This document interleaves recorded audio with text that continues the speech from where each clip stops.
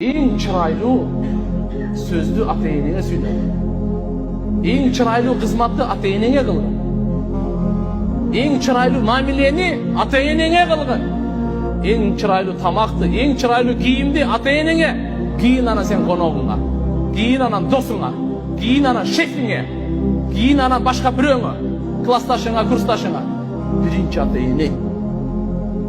Биз азыр кандай?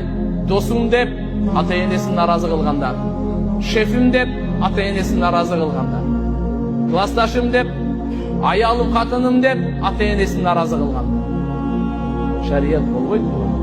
Сиз ким төрөдү эле? Ким чоңойт эле? Сиз каяктан келдиңиз өзү? Бир ойлонуп койбойсузбу кичине?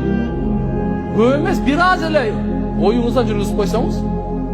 Ата-эне капыр болсо дагы, Куранда Алла Таала айтат, капыр болсо дагы ата-энеңе жакшылык.